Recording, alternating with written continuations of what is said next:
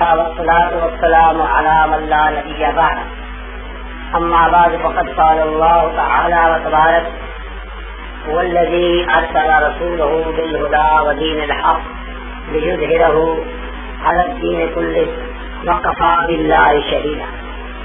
قال النبي صلى الله عليه وسلم: والذي نفسي بيده ليوشكن أن ينزل فيكم ابن مريم حكما عدلا. وقال النبي صلى الله عليه وسلم: إن عيسى لم يمت وإنه راجع إليكم قبل يوم القيامة. صدق الله العلي العظيم وصدق رسوله النبي الكريم ونحن على ذلك من الشاهدين والشاكرين والحمد لله رب العالمين. حضرات محترم اور میرے عزیز طلباء کرام، ہم نے دوسری بحث حیات مسیح کی شروع کر دی تھی اور صبح کے سبق میں اس بحث کے متعلق جو تمہیدی باتیں تھیں وہ آپ کی خدمت میں پیش کر. آپ کو یاد ہے یا نہیں کہ میں نے کہا تھا کہ اس بحث کا عنوان قادیانی نے اختیار کیا ہے، موت و حیات.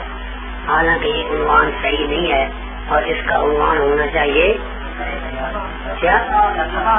رفع اور نزول، رفع عیسیٰ اور نزول عیسیٰ، یہ ہونا. اس پر میں نے آپ کو کچھ دلائل بھی دے دیے تھے کہ حیات وفات کی بحث جو ہے یہ ناتمام اور ناقص اور ادھوری ہے، لیکن اگر رفع نزول کی بحث کی جائے تو یہ کامل بحث ہے. اگر آپ رفع ثابت کر دیں اور نزول ثابت کر دیں تو اس کے ساتھ حیات بھی خود بخود ثابت، اور اگر رفع اور نزول ثابت نہ ہو سکے تو موت خود بخود ثابت ہو جائے گی، موت خود بخود ثابت ہو جائے گی. اس لیے اصل بحث جو ہے وہ کرنی چاہیے، عنوان اس کا رکھنا چاہیے رفع اور نزول. قادیانی نے بڑی عیاری، چالاکی اور مکاری سے اس کا عنوان رکھا ہے موت و حیات.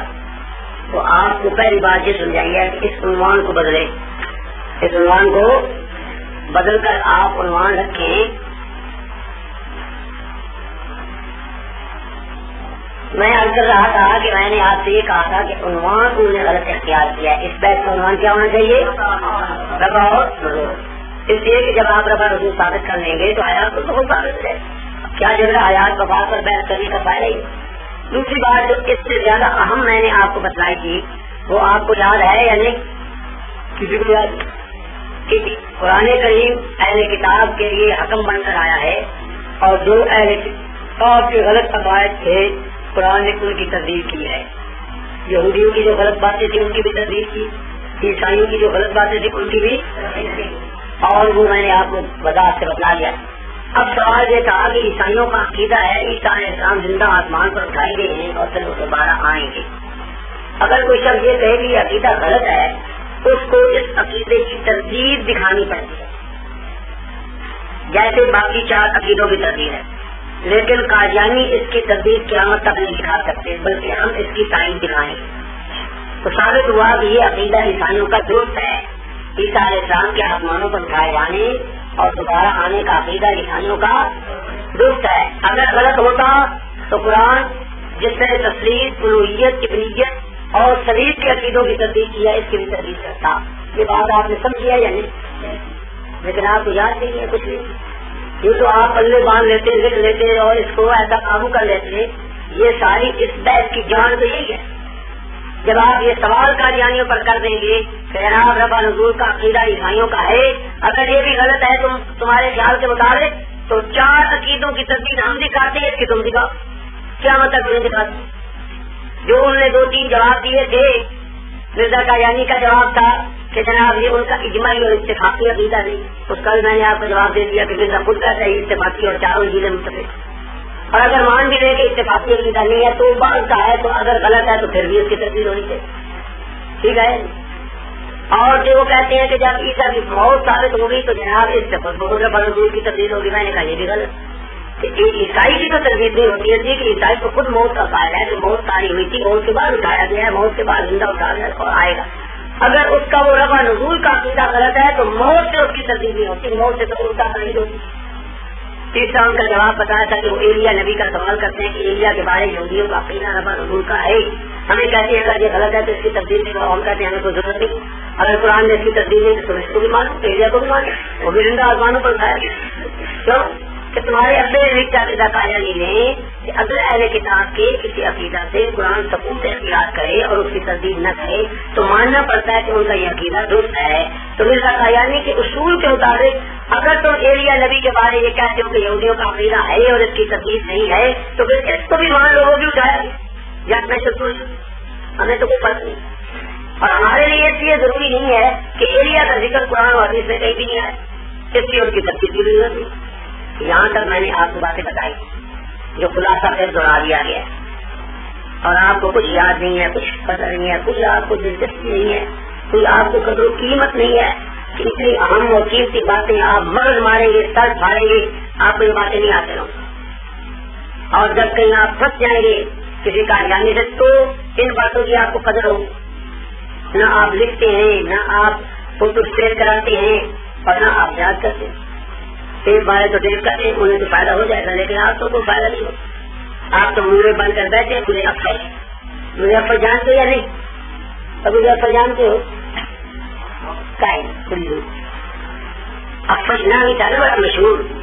اس نے ایک رد کی تھی بکری، وہ جو سبق کو پکانا ہوتا تھا، یاد کرنا ہوتا تھا، بکری کا کان پکڑ لیتا تھا اور اس کے کان کو اس کو سناتا رہتا سبق. سنا یا نہیں؟ تو جب اس کا کان چھوڑتا تھا تو اس بیچارے کو بکری کی کان میں تو وہ ہوتی تھی نا، آواز سے جلول ہوتی تھی نا، تو جب اس کا کان چھوڑ دیتا تو وہ بکری ایسے کر دیتی، تو وہ کہتا اس کو سمجھ نہیں آئی تو پھر شروع ہو جاتا. تو آپ بھی اکفل کی بکری ہے، مجھے اکفل میں ایسے سر مار دیا، کچھ جتنا سر دباؤ تم نے ایسے سر کر دینا، تو مجھے اکفل مت بنو. ایک میں نے آپ کو سنہری اصول بتایا تھا جس کا نام میں نے موری بھی رکھا تھا، وہ یاد ہے آپ کو؟ کیا تھا والا کلو، اور وہ تو دیا جاتا ہے یا نہیں دیا جاتا، وہ موری ٹھیک تھا. وہ جو میں نے بتائی تھی وہ چیز کیا تھی، وہ جو سنہری اصول تھا وہ بھی یاد ہے؟ کسی کو یاد ہے کیا؟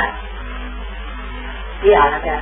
کتنے اہتمام سے آپ کو بتایا یہ اتنا سنہری اصول ہے اور کتنے جگہوں پر کام دے گا، تب بھی آپ کو یاد ہے.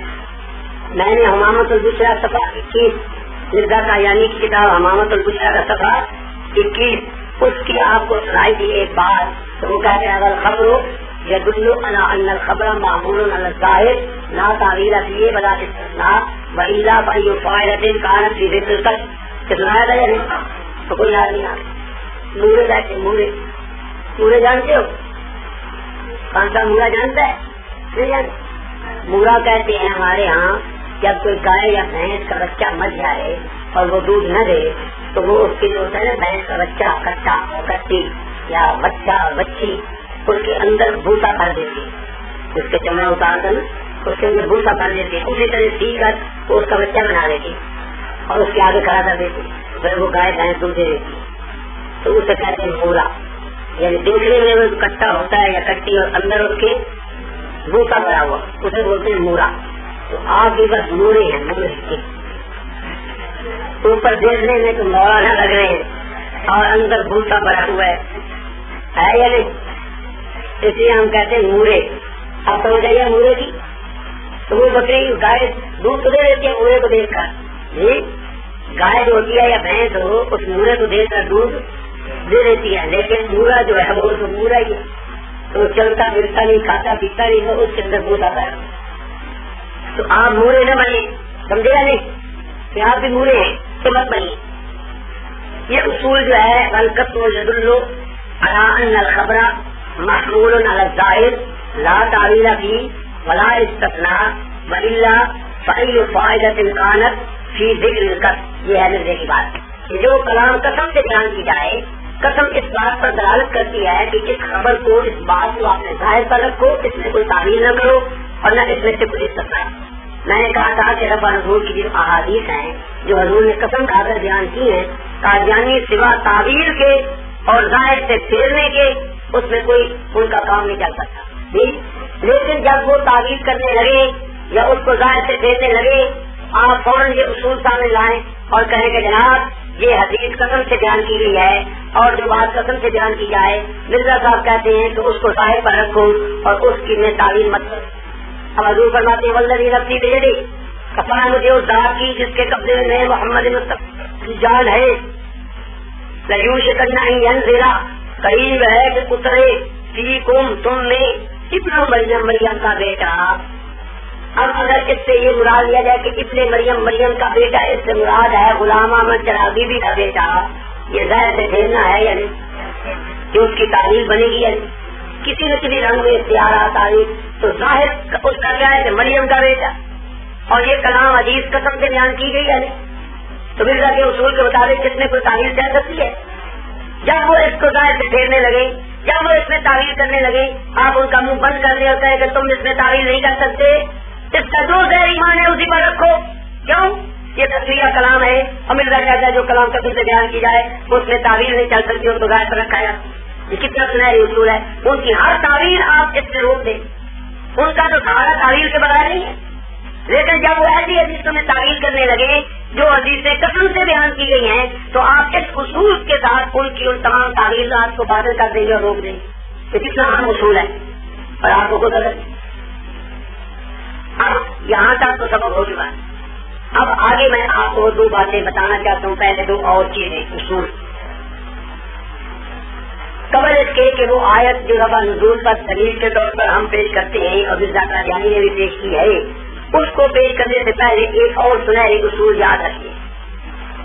جیسے پہلا آپ نے یاد رکھا ہے ایسے ہی رکھو گے نا، شاباش. جیسے پہلا تم نے یاد رکھا ہے، اگر اسی طرح یاد رکھا ہے تو پھر میں سناتا ہی نہیں. الو تو پہلا تو یاد نہیں کیا تم نے، اتنی عظیم بات آپ کو بتائی تھی. اب اس کو اچھی طرح سمجھو.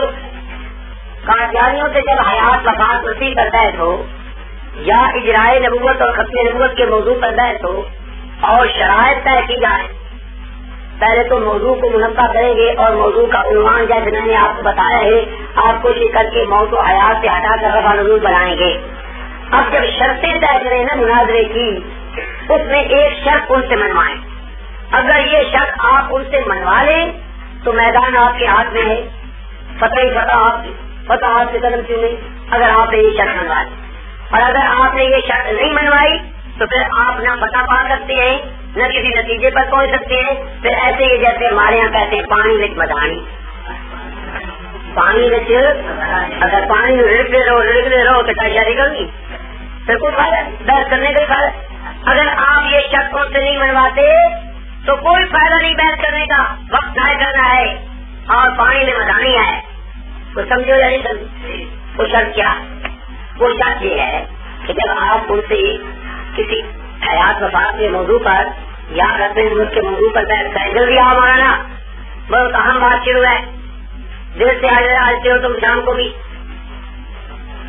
بہت ایک سنہری اصول بتا رہا ہوں، ایک بہت بڑی اہم شرط بتا رہا ہوں کہ جب حیات وفات نصیب پر بحث کی جائے یا اجرائے نبوت اور ختم نبوت پر بحث کی جائے، اس سے ایک بات کرو توجہ. اور مولوی نما کوئی تمہیں سے ادھر سے میری طرف دیکھو. اچھا تو بات دیکھیں، قرآن کی آیات میں ہمارا اور قادیانیوں کا کوئی اختلاف ہے.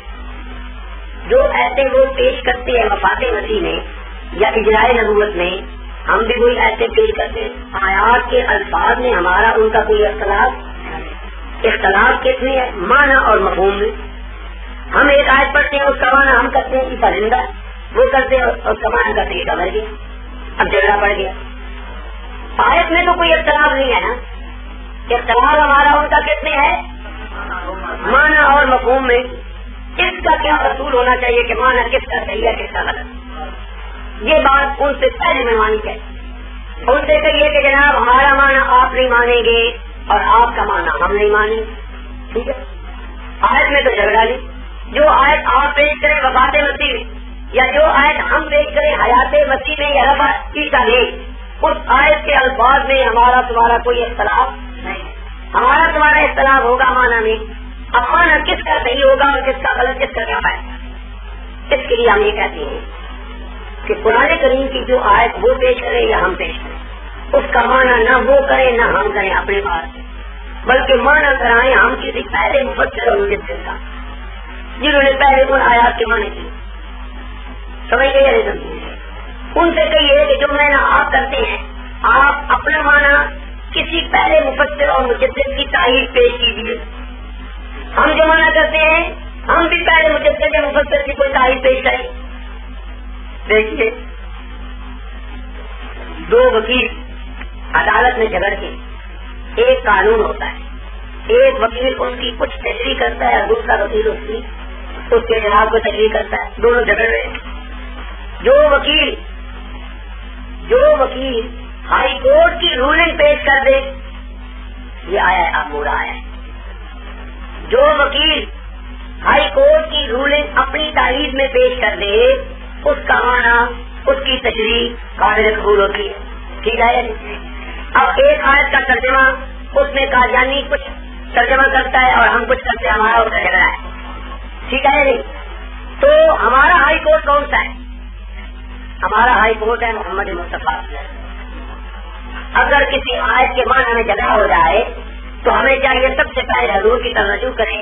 اگر اس آیت کا ترجمہ اس کا معنی نبی کی حدیث سے مل جائے جس کی تعریف میں ہو اس کا معنی صحیح اور جس کے خلاف ہو اس کا معنی. اگر حضور نبی کریم صلی اللہ علیہ وسلم سے نہ معنی ملے تو آپ کے شاگردان رشید صحابہ کرام جنہوں نے آپ سے قرآن پڑھا اور سیکھا ہے ان کی طرف رجوع کیا جائے کہ اس آیت کا ترجمہ اس کا معنی اگر کسی صحابی سے مل جائے جس کی تعریف میں مل جائے اس کا صحیح اور دوسرے کا. صحابہ سے نہ ملے پھر تابعین سے, پھر تبع تابعین سے, پھر ہر صدی میں جو مجدد مفسر گزرے ان سے لیا جائے.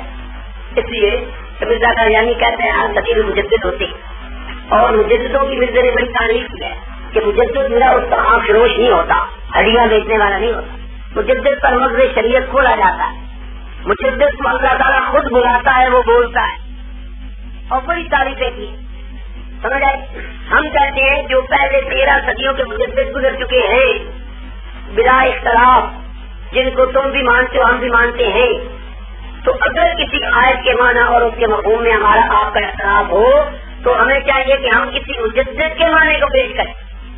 یہ بات آپ کی سمجھ میں آئی. مجددین کی فہرست ہے جو ہم نے کافی میں نقل کر دی ہے. 13 صدیوں کے جو مجدد مرزا قادیانی نے تسلیم کیے ہیں ان کی ہم نے فہرست دے دی ہے. اب دیکھیے اگر کسی آیت کے معنی میں آپ کا قادیانی کا جھگڑا ہو گیا تو ایک آپ تفسیر رکھ لیں عربی کی. وہ کون سی ہے؟ مختصر تفسیر جلالین. جلالین سنی ہوئی ہے یا نہیں؟ تو انہیں کہیے جناب آیت کے الفاظ میں ہمارا آپ کا کوئی جھگڑا معنی میں جھگڑا ہے, آپ بھی اور ہم بھی پابند ہیں کہ ہم پہلے مفسرین میں سے کسی کا معنی پیش کریں. چنانچہ ان سے کہو ایک مفسر مقرر, چاہے علامہ جلال الدین سیوطی, چاہے امام راضی, چاہے کسی اور کو. ٹھیک ہے. عربی میں اور فارسی میں قرآن کریم کا ترجمہ اور تفسیر کیا شاہ ولی اللہ نے. کیوں نے کیا ہے؟ اور مرزا قادیانی نے لکھا ہے کہ شاہ ولی اللہ رحمۃ اللہ علیہ 12ویں صدی کے مجدد ہیں. 12ویں صدی کے. تو مرزا قادیانی شاہ ولی اللہ کو مجدد مانتا ہے اور مجدد میرا استقام فروش ہو مجدد پر ملک شریف کھولا جائے. اللہ تعالیٰ نے اس مجدد پر بھی قرآن کا مغز اور کھولا ہوگا یا نہیں؟ تو جس آیت میں آپ کا ہمارا معنی میں اختلاف ہو رہا ہے ہمیں چاہیے کہ ہم اگر فارسی کا ترجمہ پیش کرنا چاہیں تو شاہ ولی اللہ کا ترجمہ پیش کریں, اور اگر اردو میں کرنا چاہیں تو غلام احمد قادیانی نے تسلیم کیا ہے کہ شاہ رفیع الدین اور شاہ عبد القادر دونوں بھائی یہ 13ویں صدی کے مجدد ہیں. 13ویں صدی کے. اور شاہ اسماعیل کو بھی مجدد لکھا ہے. اب آپ جانتے ہیں کہ قرآن کریم کا اردو میں سب سے پہلا ترجمہ اس ہندوستان نے بلکہ دنیا نے سب سے پہلے اردو میں ترجمہ کیا ہے شاہ عبد القادر, اور شاہ عبد القادر مرزا قادیانی کے نزدیک 13ویں صدی کے. اسی طرح شاہ رفیع الدین نے ترجمہ کیا. شاہ رفیع الدین بھی مرزا قادیانی کے نزدیک 13ویں صدی کے.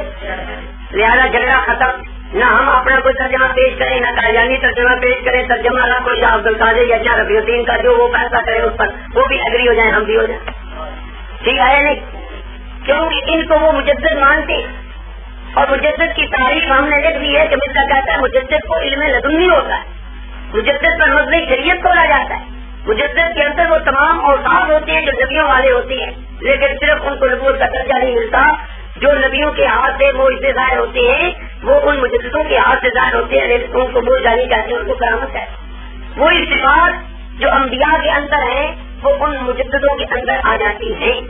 اب جب مرزا قادیانی نے مان لیا کہ شاہ عبد القادر اور شاہ رفیع الدین یہ 13ویں صدی کے مجدد رہے ہیں تو اللہ نے ان کو قرآن سمجھایا ہوگا یا نہیں؟ اللہ نے انہیں دین کی سمجھ دی ہوتی یا نہیں دی؟ تو اب جو آیت ہم پیش کرتے ہیں یا وہ کرتے ہیں آپ ان سے یہ منوائیں کہ جناب ہم آپ کا ترجمہ نہیں مانیں گے, آپ ہمارا ترجمہ نہیں مانیں گے, لہذا ایک ایسا جج اور ثالث مقرر کرو جو آپ کے ہمارے درمیان مسلم ہو, اور وہ شاہ رفیع الدین یا شاہ عبد القادر. قرآن کا اردو میں تو ترجمہ انہوں نے کیا ہے نا, باقی سب ترجمے بات کی, باقی سب ترجمے. تو پہلا ترجمہ شاہ رفیع الدین اور شاہ عبد القادر کا ہے. ہم کہتے ہیں کوئی جھگڑے کی بات نہیں, جو آیت آپ پیش کریں ہم کریں, بس ترجمہ شاہ رفیع الدین کا رد ہو جائے. شاہ قادر کا رد چھوٹا سا اوپر حاشیہ بھی ہے, وہ حاشیہ بھی انہیں کا مان لو جو انہوں نے اس کی تفصیل کی ہے, بس جس کی تحریر ہے وہ صحیح, جس کے خلاف ہے وہ غلط. اگر آپ ان سے یہ بات منوا لیں شرائط میں کہ جناب ہم بحث کریں گے حیات وفات مسیح پر, بحث کریں گے ہم اجراء نبوت پر, اس میں آپ بھی پرانی آیات پیش کریں گے, ہم بھی آیات پیش کریں گے, معنی میں ہمارا آپ کا جھگڑا ہوگا, اس کا فیصلہ کیسے کیا جائے گا؟ ہم کہتے ہیں اس کا فیصلہ یوں ہو کہ جو پہلے مجدد مفسر گزرتے ہیں جن کو آپ بھی مانتے ہیں ہم بھی مانتے ہیں, ان میں سے رکھو, چاہے عربی والا رکھ لو, فارسی والا رکھ لو, اردو والا رکھ, چاہے 3 رکھ لو. ایک عربی کا رکھ لو, کیا اس کو جلال سیوطی کو اس کو 9ویں صدی کا مجدد مانا, فارسی کا ترجمہ رکھ لو شاہ ولی اللہ کا, اس کو اس نے 12ویں صدی کا مجدد مانا, اردو کا ترجمہ رکھ لو شاہ عبد القادر یا شاہ رفیع الدین کا, ان کو اس نے 13ویں صدی کا مجدد مانا. اگر آپ یہ شرط ان سے پہلے منوا لیں تو میں یقین سے کہتا ہوں میدان آپ کا ہاتھ میں ہوگا, فتح آپ کی طرف چنے گی. وہ اپنے منفرد معنی کی تائید میں کسی ایک مجدد یا مفسر سے اس کی اپنی تائید میں مانا اور مفہوم پیش نہیں کر سکے. یہ بات آپ یاد کر لیں. اب پلے باندھ لو جیسے پہلے پلے باندھی, کسی طرح باندھو گے کیسے یاد کرو, پھر لکھا ہی نہیں تو میں کچھ, لیکن اگر ہماری کاپی دیکھو گے تو اس میں آپ کو مل جائے. یہ بات آپ کی سمجھ میں آ رہی ہے؟ اب ہم شروع کرتے ہیں رفع نزول کی پہلی تاریخ. رفع نزول کی ہمارا دعویٰ ہے کہ یہ عیسیٰ علیہ السلام زندہ آسمانوں پر اٹھائے گئے ہیں اور قیامت کے قریب نازل ہوں گے. یہ عقیدہ عیسائیوں کا تھا, اب بھی ہے, اور یہ عقیدہ ان کا درست ہے, اس لیے قرآن نے اس کی تائید کی. دلائل تو میں نے کافی میں لکھی ہے 10, لیکن سب سے پہلے ہم دلیل پیش کرتے ہیں رفع عیسیٰ کی مرزا قادیانی کی کتاب. سنا ہے جو آیت میں نے آپ کے سامنے پڑھی ہے, والذی انزل رسول بالہدی ودین الحق ليظهره على الدين كله وكفى بالله شهيدا. یہ آیت میں نے لکھی ہے کہ آپ کو رفع اور نزول پر اپنے پاس سے کسی آیت کو یا دلیل کو پیش کرنے کی ضرورت نہیں ہے. یا اس موضوع پر آپ کی گفتگو ہو, آپ پر رفع اللہ علیہ, آپ یا عیسیٰ ابن متوفی کا وراد ہے, کوئی آیت نہ پڑھے, جو آپ کو یاد ہے وہ نہ پڑھے. میری بات سن رہے ہو یا نہیں؟ اگر وفات مسیح آیات مسیح پر رفع نزول پر آپ کی قادیانیوں سے بحث ہو اور آپ سے وہ کہیں اچھا جی قرآن سے ثابت کرو عیسیٰ زندہ آسمانوں پر اٹھایا گیا ہے, وہ آئے گا, اس کی کیا دلیل ہے؟ تم اپنے پاس سے کوئی دلیل نہ پیش کرو, تم مرزے کی یہ کتاب نکال کر اس کی کتاب میں سے یہ دلیل پیش کرو. یہ کیا ہے؟ بڑا انعام دیا پہلے 4 حصے, اور جو اس کا چوتھا حصہ ہے اور صفحہ اس کا ہے 498 اور 499. بڑا انعام دیا چوتھا حصہ صفحہ 498 اور 499. کیا ہے یہ آیت میں نے لکھی, والذی ارسل رسولہ بالہدی ودین الحق لیظہرہ علی الدین کلہ. سنو اس کا ترجمہ اور اس کی تفسیر مرزا قادیانی کے ہاتھوں لکھی اور سنا یا نہیں؟ مرزا کہتا ہے یہ آیت جسمانی اور سیاست ملکی کے طور پر حضرت مسیح کے ہاتھ میں پیش ہوئی ہے. کس کے ہاتھ میں؟ اور جس غلبہ کاملہ دین اسلام کا وعدہ لیا. اس آیت میں وعدہ ہے کہ اللہ وہ ہے جس نے اپنے رسول کو ہدایت اور دین حق دے کر بھیجا, لیظہرہ علی الدین کلہ, تاکہ اس دین کو سب دینوں پر. اور اگلی بات سمجھنے سے پہلے اور چلنے سے پہلے ایک اور مختصر بات. اس آیت پر میری تقریر ہوتی ہے 3 گھنٹے. اس آیت پر تقریر ہوتی ہے وہ 3 گھنٹے بھی ہو سکتی ہے, 30 منٹ بھی ہو سکتی ہے, اور 3 منٹ بھی ہو سکتی ہے. 3 منٹ کی آپ کو سنا دیتا, اس کو آپ پھیلا کر 3 گھنٹے تک لے جائیں. اس آیت میں وعدہ کیا گیا غلبے کا کہ دین اسلام کو سب دینوں پر غالب کریں گے. دین اسلام کو سب دینوں پر غلبہ 3 قسم کا ہے. ایک غلبہ ہے دلائل کے ساتھ, ایک غلبہ ہے قوت اور حکومت اور طاقت کا غلبہ, ایک غلبہ ہے کامل غلبہ کی باقی سارے 3 منٹ کے صرف دین اسلام رہے. دلائل کا غلبہ حضور کے زمانے میں حاصل ہو گیا تھا. آپ نے یہودیوں عیسائیوں مشرکوں سے مناظرے کیے تو اسلام کی صداقت اور سچائی کے جو دلائل پیش کیے وہ دلائل کے ساتھ دین اسلام سب دینوں پر غالب آ گیا تھا حضور کے زمانے میں, اور یہ وعدہ پورا ہو گیا لِیُظْهِرَهُ عَلَى الدِّینِ كُلِّهِ, تاکہ ہم اس دین کو سب دینوں پہ غالب کریں گے. تو نبی کریم کے زمانے میں دین اسلام باقی تمام دینوں پر دلائل کے ساتھ غالب آ گیا یا نہیں؟ خدا کا وعدہ پورا ہو گیا کہ نہیں؟ ایک غلبہ. دوسرا غلبہ ہے قوت اور طاقت. اس وقت 2 سپر طاقتیں تھیں, ایک رومیوں کی دوسری ایرانیوں, ایک رومیوں کی دوسری. یہ دونوں سپر طاقتیں خلفاء کے زمانہ میں ختم ہو گئی. ایران پر بھی اسلام کے جھنڈے لہرانے لگے اور روم کے پایا تخت قسطنطنیہ پر بھی اسلام کے جھنڈے لہرانے لگے. تو دونوں سپر طاقتیں ختم ہو گئی اور قوت اور طاقت کا غلبہ بھی اللہ نے اسلام کو دے دیا صحابہ کے دور. لِیُظْهِرَهُ عَلَى الدِّینِ, تو غلبہ دین کو حاصل ہوا یا نہیں؟ دلائل کے ساتھ حضور کے زمانے میں, اور ظاہری قوت اور طاقت اور حکومت کے اعتبار سے غلبہ خلفاء کے زمانے میں. یہ 2 غلبے حاصل ہو چکے. تیسرا غلبہ باقی ہے کہ اسلام ساری دنیا میں ایسے غالب آ جائے کہ باقی سارے مذہب مٹ جائیں, فقط اسلام رہ جائے. حتیٰ تکون الملۃ واحدہ, ایک ملت اسلام سے رہ جائے, باقی سارے مذہب ختم. یہ ابھی وقت نہیں آیا. یہ غلبہ کب ہوگا؟ تیسرا, جب سیدنا عیسیٰ علیہ السلام اس دنیا میں آئیں گے اور امام مہدی اس امت میں ظہور پکڑیں گے, اس وقت عیسائی سارے مسلمان ہو جائیں گے, یہودی طاقتور ہوں گے, ان سے جنگ ہوگی, یہودی مارے جائیں گے, ان کا سلطنہ دجال قتل ہو جائے گا اور کوئی یہودی دنیا میں نہیں رہے گا. اس وقت یہ نقشہ ہوگا حتیٰ تکون الملۃ واحدہ, سب ملتیں مل کر ایک ملت اسلام کی رہ جائے. یہ غلبہ ہوگا کامل غلبہ اور مکمل غلبہ. تو کتنے غلبے, کتنے قسم کے غلبے ہوئے؟ 2 قسم کے غلبے حاصل ہو چکے ہیں, اور تیسرا غلبہ حاصل کب ہوگا؟ یہ ہم بھی کہتے ہیں اور یہی بات مل رکھا ہے. یہ اب بتا رہا ہوں کہ یہی بات جو ہم کہتے ہیں یہی مل رکھا ہے. یہ میں نے آپ کو 3 غلبے جو اس آیت سے ثابت ہوتے ہیں 3 گھنٹے کی تقریر 3 منٹ میں بتا دی. سمجھ میں اس کو آپ جیسا خطیب 3 گھنٹے کے اندر سکتے ہیں؟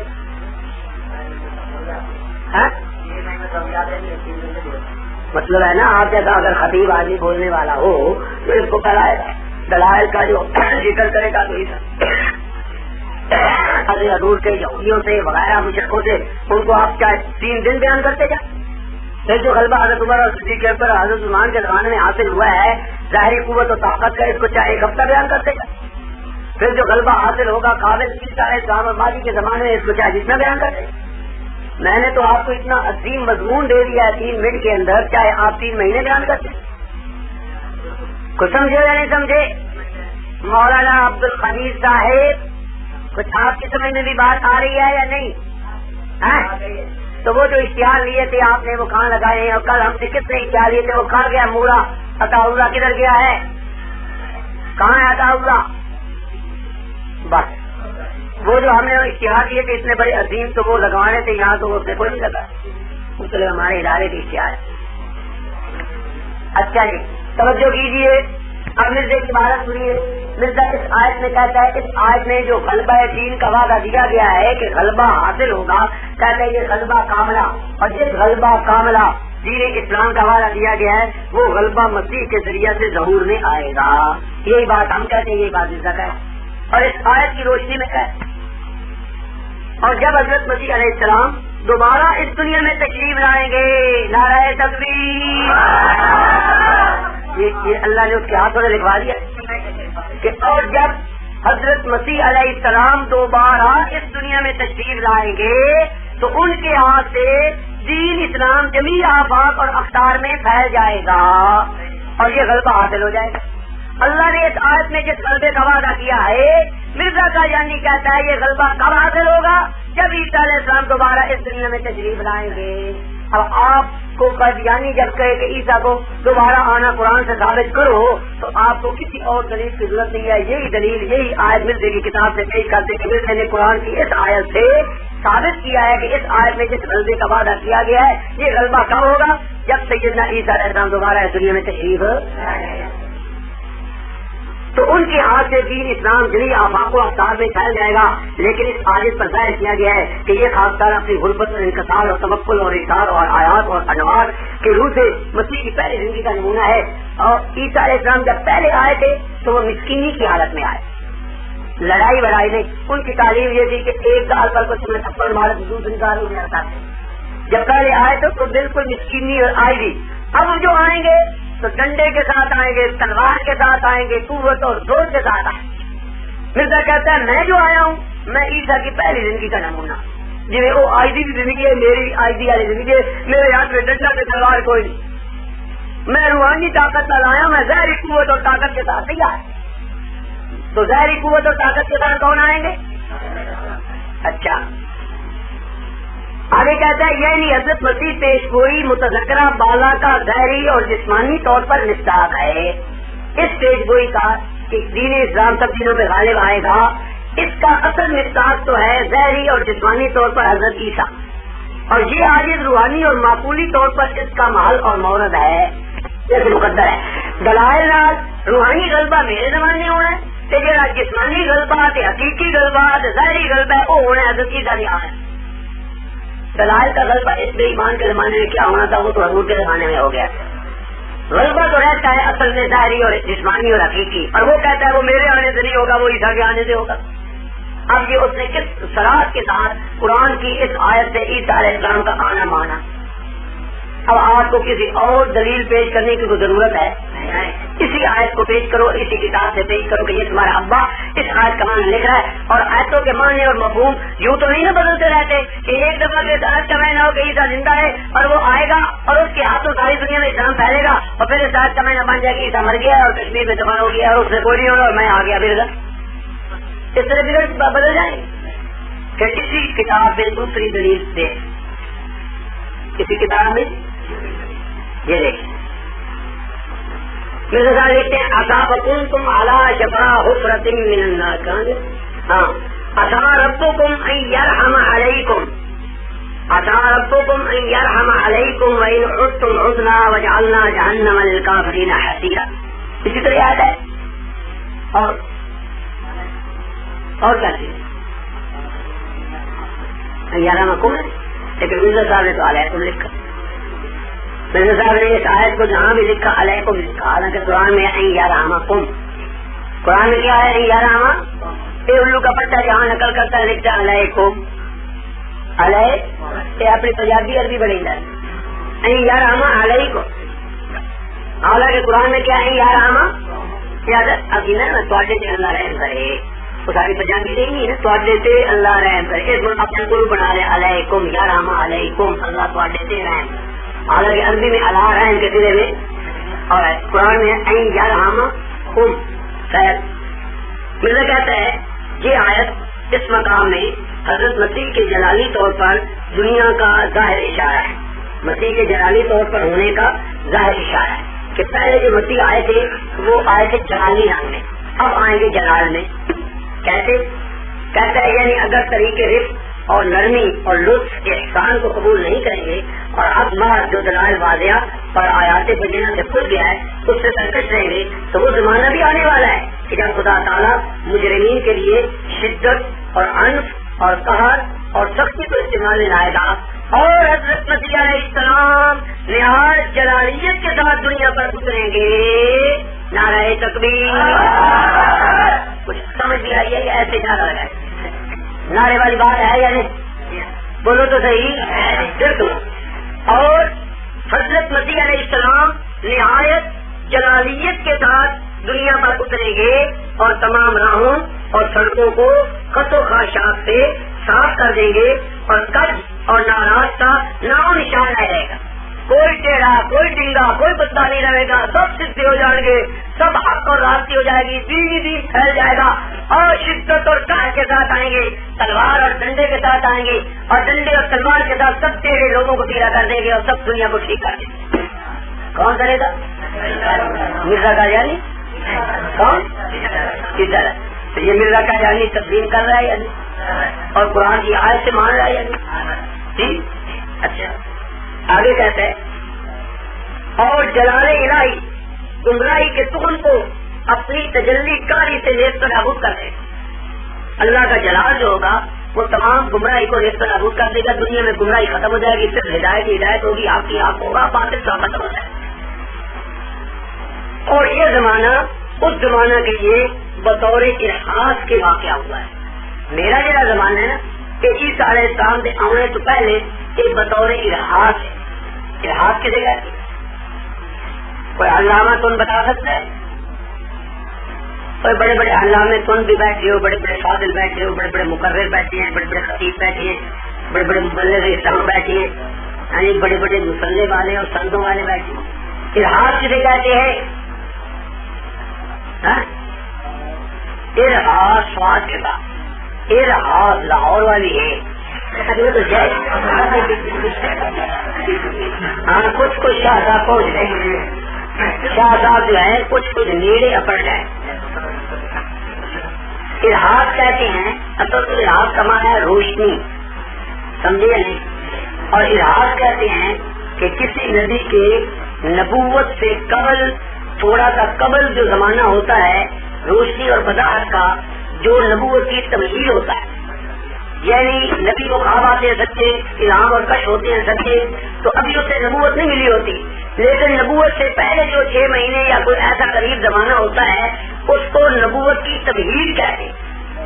جیسے حضرت شاہ صاحب کہہ رہے مقدمۃ الجیش, تو گویا نبی کی نبوت سے پہلے جو اس کا قرب نبوت کا زمانہ ہوتا ہے, جو نبوت کے لیے بطور تمہید ہوتا ہے, اس کو کہتے ہیں ارحاس.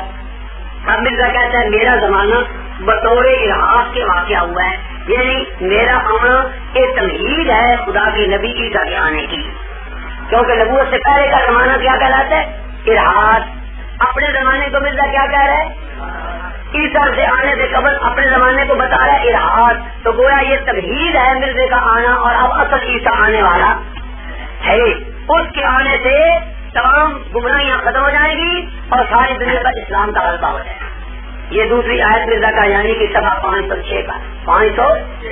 اب ان 2 آیتوں سے ثابت ہو گیا کہ حضرت عیسیٰ علیہ السلام دوبارہ اس دنیا میں آئیں گے, ان کے آنے سے دین اسلام کا غلبہ ہوگا اور ساری گمراہیاں اور باطل مدد میں جائیں. اب آئیں گے کہاں سے؟ آسمان سے. تو کہاں سے آئیں گے؟ تو آئیں گے تب جب پہلے گئے ہوئے, اگر گئے نہیں تو آئیں گے کیسے؟ تو ان کے آنے سے ان کا جانا پہلے مانا گیا, ثابت ہوا یا نہیں؟ یا مرزا مانتا ہے کہ وہ آسمان سے آئیں گے دوبارہ اس دنیا میں, تو اس سے ان کا جانا بھی مانا یا تسلیم ہو گیا یا نہیں؟ اچھا, اب جب آپ یہ دلیل پیش کریں گے قادیانیوں کے سامنے اس پر انعام دیا تھے, تو مرزا اس کا جواب دیں گے آپ, اور مرزا نے خود اس کا جواب دیا. مرزا نے کہا ہے کہ میں نے جو برائے کام دیا میں لکھا ہے نا کہ عیسیٰ علیہ السلام آئیں گے اس دنیا میں دوبارہ, ان کے ہاتھوں دین اسلام پھیلے گا, یہ میں غلطی سے لکھ بیٹھا, میری اتحادی غلطی ہے. میرا رسمی عقیدہ جو ماں باپ سے مجھے ملا تھا اس عقیدے کے مطابق میں لکھ بیٹھا ہوں, یہ میری غلطی ہے. کہتا ہے اس وقت مجھے وہی بھی ہوتی تھی, انعام بھی ہوتے تھے, اور اللہ تعالیٰ مجھے کہتا رہا کہ تو عیسیٰ ہے, تو عیسیٰ ہے, وہ عیسیٰ مر گیا, پر میں اللہ کی ذات سے اعتبار کوئی نہیں.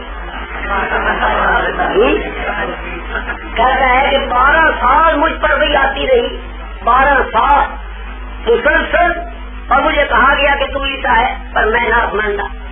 اخیر سے جو بارش کی طرح وہی نازل ہونے لگ گئی, تو پھر میں اپنے اس عقیدے پر قائم نہ رہا, میں اپنے اس عقیدے پر قائم ہوں, پر میں نے مان لیا کہ چلو وہ عیسیٰ مر گیا تو میں عیسیٰ بن گیا. 12 سال وہی ہوتی رہی اس گدھے پر بغور اس کے, اور خدا کہتا تھا اور یہ نہ مان. سمجھ گئی یا نہیں؟ اچھا, اب اس کا یہ کہنا کہ یہ میری غلطی ہے اتحادی, اور اس میں جو میں نے لکھا ہے میں نے رسمی عقیدہ لکھا ہے, اور اب مجھے اطلاع ہو گئی ہے کہ نہیں عیسیٰ فوت ہو گئی ہے اور وہ میری غلطی تھی, اس کا جواب سن لو. توجہ ہے آپ کی؟ یہ کتاب وہ ہے کہ جب مرزا قادیانی لکھنے لگا تو مرزا کہتا ہے میں اس وقت ملہم تھا اور مجھے اللہ کی طرف سے الہام ہوتے تھے. ایک بات. دوسری بات یہ ہے کہ مرزا لکھتا ہے کہ میں نے یہ کتاب بغرض اصلاح و تجدید دین لکھی ہے. بغرض اصلاح اور تجدید سمجھ گئے. تیسری بات یہ ہے کہ یہ کتاب وہ ہے جس پر مرزا قادیانی نے 10,000 روپے کا انعام دیا ہے. چینل 10,000 روپے کے انعام کا چینل. اب اگر یہ کہا جائے کہ یہ عقیدہ غلط ہے، بلکہ مرزا نے تو بعد میں جا کر لکھا ہے کہ عیسیٰ کو زندہ آسمان پر ماننا یہ شرک عظیم ہے. عیسیٰ کو زندہ آسمان پر کیا ہے؟ شرک عظیم. مرزا کی کتاب ہے حقیقت البین، اس کے ساتھ لکھا ہوا ہے الاستفتاء، رسالہ ہے الاستفتاء، اس کا صفحہ ہے 39 صفحہ. اس میں مرزا لکھتا ہے منصور عدل قال ان عیسیٰ ما مات وان هو الا شرک عظیم یاکل حسنات. یہ کہنا کہ عیسیٰ زندہ ہے وہ مرا نہیں ہے، مرزا کہتا ہے یہ شرک عظیم ہے. یہ کیا ہے؟ شرک. اور پھر مرزا کتنی عمر تک شرک میں رہا؟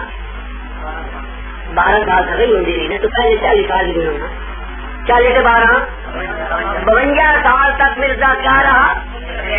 پھر مجھے مشرک اعظم، کیونکہ شرک عظیم کا جو مرتکب ہوگا وہ مشرک عظیم ہوگا. مشرک عظیم. تو مرزا صاحب کتنی عمر تک مشرک عظیم رہے؟ اور جو 52 سال تک مشرک عظیم رہا الو کا بچہ وہ دنیا کی اصلاح خاص کرے. 52 سال تک کیا رہا یہ؟ مشرک عظیم. اور اب یہ کرتا ہے ماشاء اللہ، کہتا ہے میں آ گیا ہوں لوگوں کی تنقید اور اصلاح کے لیے ہدایت کے لیے. یہ کتاب ہے، اس پر کتنا انعام لکھا ہوا ہے؟ پہلی صدر کو موٹا موٹا پہلی صدر کو گیڈا موٹا لکھا ہے 99 روپیہ ہوتا ہے. 10,000 روپے انعام. اب ہم کہتے ہیں اگر تم کو کہ یہ بات اس نے غلطی سے لکھ دی ہے رسمی عقیدہ، یہ 10,000 انعام والی تمہاری کتاب انعام ہی نہ رہی، تو ہم نے اتنی بڑی غلطی شرک عظیم ڈھونڈ کر بتا دیا نکال کر، تو 10,000 روپیہ پہلے ہمیں دے دو. 10,000 روپیہ لاؤ. ٹھیک ہے. نمبر 1. نمبر 2 بات یہ ہے، مرزا قادیانی کہتا ہے کہ مجھے حضور کی زیارت ہوئی خواب میں. یہ یوں اور محفوظ کی بات کتنے تھوڑا کتنے سونا جی کہتا ہے جی میں زیارت ہوئی کسی نبی کا. میرے ہاتھ میں ایک کتاب تھی. نبی کریم نے پوچھا کہ مرزا صاحب یہ کون سی کتاب ہے؟ تو میں نے حضور کو کہا کہ یہ ہے کتبی. کیا ہے؟ تو بولو تو صحیح. مرزا نے کیا بولا؟ کتبی. نبی کریم نے وہ کتاب مجھ سے پکڑے. سمجھو، نبی کریم نے وہ کتاب مجھ سے لے لی اپنے ہاتھ مبارک میں. جب حضور نے ہاتھ میں لے لی اس کے بعد وہ کتاب جو تھی وہ بدل کر ایک پھل بن گئی، امرود بن گیا. کیا بن گیا؟ وہ کتاب بدل کر کیا بن گئی؟ اور امرود مثل تربوز ہلوانے جیسا، ہلوانا جیسا. متیرا سب کی متیرا ہم ہلوانا کہتے ہیں نا، ہلوانا یا ہلوانا. تو وہ امرود جو تھا مثل کیا تھا؟ ہلوانے. اب نبی کریم اس کو چھری لے کر چیزنے لگے، کتاب کاغذ میں لگا. کہتا ہے جب حضور اس کو چیزنے لگے تو اس میں سے شہد نکل پڑا. کیا نکلا؟ تو امرود ہی چونکہ نکلے، اور وہ نکلتا حضور کے ہاتھوں میں لگتا ہوا بہتا بہتا کوئی ہوتا کہا، یعنی گویا نبی کو چیرنے کا طریقہ بھی نہیں آتا. الو کا کٹھا مرزا سمجھتا ہے جی آتا ہان وہ عقل اٹھا سجا کبے میں کپا سجے ہیٹلا بٹن اتلے کا اتلا ہیٹلے میں. مرزا صاحب کی سیرت میں لکھا ہے کہ حضرت صاحب جب داڑھی مبارک پر تیل لگاتے تھے نا، اجے کی طرح تیل مکھی داڑھی مکھ موک کے تیل آگے وہ تیل اور ہاتھ پر اٹھتے صدری میں بات چلتا صدری پر. اور حضرت صاحب کے کپڑے لکھا ہے ایسے ایسے تیلیاں دے ہوتے. تو جب الو کا بچہ ہوتا کہتا حضور نبی کریم صلی اللہ علیہ وسلم نے جب اس کو چیرا اس سے شہد نکلا اور شہد یہاں کو نہیں سکا. آپ کس روایت پر غور کریں، توجہ آتی ہے. مرزا کہتا ہے کہ اب اس کتاب کو جب میں نے لکھا تو اب مجھے وہ یاد آئی اور ظاہر ہوا کہ حضور نے جو نام پوچھا تھا نا، میں نے نام اس کا بتایا تھا کتبی. اس کتبی سے مراد یہ بڑا نام ہے، کتبی سے مراد. اور کہتا ہے کہ اس کا نام جو کتبی میں نے حضور کو بتایا تھا یہ دراصل اشارہ تھا کتب ستارے کی طرف. جس طرح کتب ستارہ اپنی جگہ سے ہلتا جلتا نہیں اور اپنی جگہ پر قائم رہتا ہے، اس کتاب کے اندر جو باتیں میں نے لکھی ہیں وہ بھی کتب ستارے کی طرح غیر متزلزل اور مستحکم ہیں. लहर मुतसलसल और मुस्तहकम। अब बताइए जब ये किताब है गुजरी तो इसमें अगर मिर्ज़ाई कहें कि ये बात जो है ईसा के आने की नज़ूर की लिखी हुई ये गलत है और ये शिरकिया बात इसमें आ रही है गलती से, तो ये कुछ भी रह जाएगी, ये तो फिर मुतसलसल हो जाएगी, कुछ भी तो नहीं रहेगी। एक बात। नंबर 2, मिर्जा कहता है कि ये किताब हजूर ने मुझसे ले ली, हजूर ने मुझसे, और जब हजूर ने ले ली तो नबी के पाक के हाथों में पहुँच कर ये तो बिल्कुल तस्दीक शुदा हो गई, रजिस्ट्री हो गई, मोहर लग गई कि इसके अंदर चीज है जो कोई लिखा जाऊँ। अगर इसमें कोई बात गलत होती और मेरे बेईमान की मत मारी हुई थी तो हजूर तो बता देते उसको उल्लू के पट्टे को कि ये तूने क्या गलत बात ली, तो सुनाया नहीं। तो गोया जब ये किताब हजूर के हाथों में पहुँच गई तो ये रजिस्ट्री हो गई और ये मुसद्दक हो गई और इसकी तस्दीक हजूर ने कर दी कि ये किताब सही है। अब इसमें अंदर जो बातें वो गलत नहीं हो सकती, अगर गलत थी तो हजूर उसकी गलती निकाल, अगर आ रहा है या नहीं आ रहा। और तीसरी बात यह है कि भाई मिर्जा कहते हैं जब हजूर ने इसको किया तो इससे क्या लिखा, अगर ये बात इसमें जो लिखी है शिरक वाली ईसा अलैहिस्सलाम को जिंदा मानना मिर्जा कहते हैं शिरक है और इसमें लिख दिया है तो फिर शहद के साथ माखी के साथ थोड़ा थोड़ा गू भी निकलना चाहिए। क्यों? मिर्जा लिखता है शिरक जो है ये गू होता है, शिरक जो होता है क्या होता है, तो फिर उन्हें गू तो निकला, कोई सारी माखी निकली, पता लगा कि ये बात शिरक नहीं है और ये बात भी इसमें जो लिखी है सही है।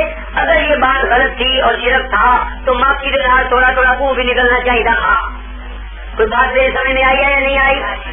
अब इस बात को बस क्या दिखा सकते। नंबर 2 बात ये कि इसी किताब के दिबाचे में मिर्जा लिखता है कि मैंने इस किताब के अंदर कोई चीज अपने इतिहास से नहीं लिखी, मैंने दावा भी कुरान से लिखा है और दलील भी कुरान से लिखी है, मैंने कोई अपने इतिहास और इतिहास से बात नहीं। अब ये कहना कि ये कियासी और इतिहासी गलती है, ये कैसे हो सकती है?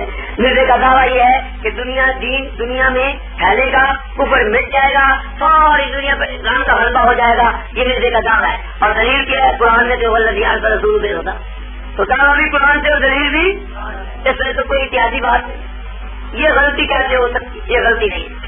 हम उनको इसको गलत रस्मी अकीदा कहकर उनकी जान नहीं छुड़ाते या उनकी जान नहीं छोड़ते, हम मजबूर करते हैं कि तुम्हें मानना पड़ेगा कि ये कुरान की 2 आयतें हैं और इन 2 आयतों से उसने लिखा है ईसा जिंदा है और दोबारा आएगा और उसके आने से दीन इस्लाम फैलेगा। ये अब बाद में बेईमान हो गया, जब खुद ईसा बनने का शौक हो गया तो फिर कहने लगा वो बहुत हो। कोई बात मेरी समझ नहीं आई। मैंने जो इतना दिल खपाया है और आपको मिर्जे की किताब से 2 आयतें और 2 दलीलें बयान कर दी हैं, इन दलीलों को आप पक्का रखेंगे, काबू रखेंगे या नहीं? इन आयतों को पेश करो, समझे या नहीं समझे? इसके अलावा मैंने 10 आयतें और इसमें लिखी है काफी। ईसा अलैहिस्सलाम के आसमानों पर जाने और दोबारा आने के लिए मैंने 10 आयतें और लिखी। तो आपकी बात समझ में आ रही या नहीं आ रही? अच्छा, अब एक एटम बम है जो मैं छोड़ना चाहता हूँ अभी, इसलिए कि कुछ लोग ऐसे बैठे हुए हैं जो शायद नमाज के बाद फिर न भी आए, तो मैं चाहता हूँ वो एटम बम तो अभी आपको दे दूं। और ये एटम बम भी है और मूड़ी भी है, मूड़ी मिर्जाइयों की मफत में देने के लिए वो समझाई थी नहीं आपको मूड़ी, तो ये असल मूड़ी नंबर 1 है पहले, इसका नाम मैंने रखा एटम बम, यानी मिर्जाइयों के तमाम दलाइल जो वफाते मसीह पर है सबको भस्म कर दे। एक ही बात याद कर, बुरे इसको इधर तुमने इसको आ लगा वो सब इधर देने लगा, ये अवल नहीं है, तुमने लोगों की तवज्जो बढ़ जाती। ये रोज इनको मैं कहता रहता हूँ भाई तुम इधर उधर मत तवज्जो दिया कर, मुझे देखा कर, ये मुझे नहीं देखते। हालांकि मैंने कहा मैं मिर्जा कारियाने से खूबसूरत मुझे दिखाई, मैंने कहा देख लो वो खूबसूरत है, ये मैं इनको कम वक्त में खूबसूरत तो फिर भी मुझे नहीं देखा। चाहिए तवज्जो करो, निहायत ही एक अहम चीज मैं आपको तोहफा देना चाहता। अगर आप ये तोहफा याद कर लें और काबू कर लें तो ईसा अलैहिस्सलाम की वफात हयात के मसले में आप कभी मार नहीं खाता। एक ही हवाला याद करो, इसका नाम है एटम बम। मिर्ज़ाइयों के तमाम दलाइल को भस्म कर देगा। जितने एतराज करते हैं, मिर्जा कारियानी ने लिखा है 30 ऐसे हैं जो ईसा को मार रहे हैं। तो कहते इब्ने मरियम मर गया, हकीकत हम दाखिले जन्नत हुआ, वो मोहतरम वो नहीं बाहर रहा, अमवात से हो गया साबित। 30 आयत से 30 आयतों से साबित होता है ईसा भाई। جی پھر کہتے ہیں عیسیٰ کیسے چڑھ گیا اوپر، رستے میں ناری کھل رہی ہیں آگ کے، عیسیٰ کیسے چلے گئے؟ اور یہ بات میں آپ کو بتاؤں، جو عیسیٰ علیہ السلام کے آسمانوں پر جانے کا انکار کرتا ہے وہ نبی کے معراج کا بھی انکار کرتا ہے، اور وہ حضرت آدم کے آسمانوں پر جانے اور آنے کا بھی انکار کرتا ہے۔ یہ ایک دوسرے کے ساتھ لازم، جو عیسیٰ کا جانا مانے گا وہ نبی کا معراج بھی، جو نبی کا معراج نہیں مانے گا وہ عیسیٰ کا جانا بھی، جو عیسیٰ کا جانا نہیں مانے گا وہ نبی کا معراج بھی نہیں مانے گا۔ اور آدم علیہ السلام کو جو مانے گا گئے ہیں اور اوپر سے آئے ہیں وہ نبی کا معراج بھی مان لے گا اور عیسیٰ کا جانا بھی مان لے گا، ورنہ وہ اس کا بھی نہیں مانے، سمجھے؟ مرزائی کہتے ہیں اچھا جی حضرت عیسیٰ علیہ السلام نے فرمایا تھا او ثانی بالصلاۃ والزکاۃ ما دمت حیا، اللہ نے مجھے وصیت کیا جب تک میں زندہ رہوں گا زکات بھی دوں گا نماز بھی پڑھوں گا۔ اب وہ کہتے ہیں اچھا تم کہتے ہو آسمان پر زندہ ہے تو زکات کس کو دیتا ہے، نماز کدھر منہ کر کے پڑھتا ہے؟ جی بڑی فکر ہے۔ ہم نے کہا زکات تب ہوتی ہے جب پاس کوئی نصاب ہو، سونا چاندی ہو، وہاں جب آسمانوں پر تم ثابت کرو کہ عیسیٰ کے پاس کتنا مال دولت ہے، یہ بہت شناخت کی بات۔ تو ہم کہتے ہیں کہ عیسیٰ علیہ السلام کے پاس تم مال ثابت کرو تو فقیر ہم بتائیں گے کون ہے، وہ کوئی تو فقیر منگتے کاٹے رہیں گے مرزائیاں رہیں گے اصل یہ۔ اور نماز اور زکات جو ہوتی ہے یہ آپ کو معلوم ہونا چاہیے کہ حضرت عیسیٰ علیہ السلام یہ کلام کی تھی ماں کی گود میں، ماں کی اور ثانی بالصلاۃ والزکاۃ ما دمت حیا۔